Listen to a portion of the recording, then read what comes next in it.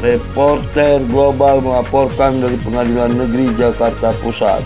Khairul Imam SH, kuasa hukum Widodo. Revisi dana RKS tidak direalisasi.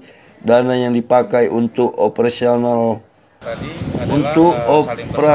sekolah dan peningkatan prestasi sekolah dari 580 menjadi 88.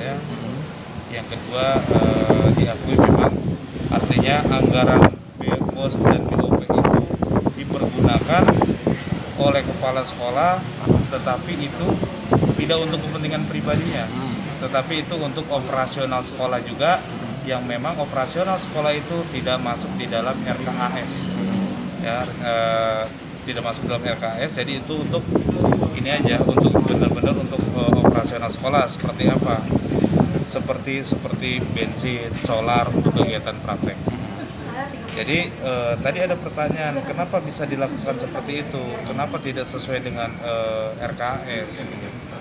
Jadi karena kepala sekolah ini, salah satu terdakwanya itu kan kepala sekolah. Pak Widodo ini selaku kepala sekolah, dia mempunyai visi agar siswa-siswa ini lebih terampil. Terbukti ketika dia masuk di dalam sekolah SMK 53, peringkat sekolah SMK 53 itu pertama dia masuk itu peringkat di 260 dari 580 sekolah.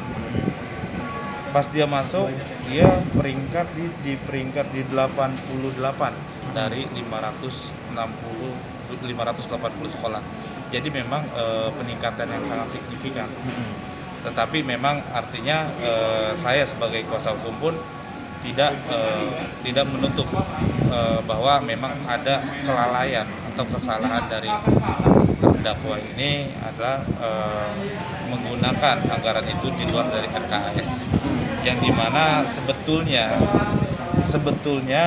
RKAS itu sudah beberapa kali diajukan untuk direvisi dan minta petunjuk, tetapi itu tidak juga kunjung direalisasi. Karena sudah beberapa kali dia bikin terkait revisi bahwa ini untuk kegiatan ini yang untuk menopang kegiatan siswa, tetapi tidak.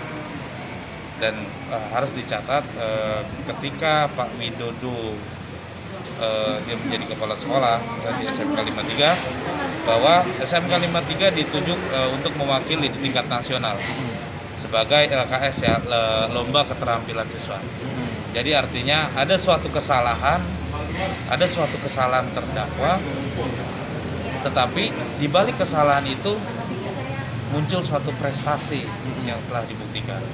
Jadi pesan saya di sini untuk pemerintah daerah maupun pemerintah pusat, khususnya di Dinas Pendidikan ataupun Sudin, artinya agar lebih dilihat seperti ini.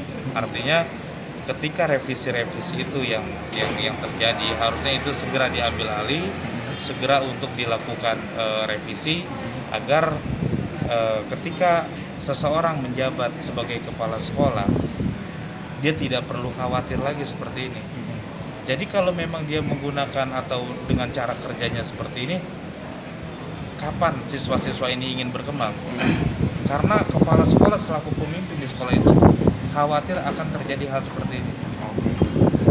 Jadi itu aja, lebih melihat fakta persidangan, lebih melihat ke prestasi-prestasi yang sudah dilakukan oleh kepala sekolah atau para terdakwa itu. Oke, jadi itu aja dari saya.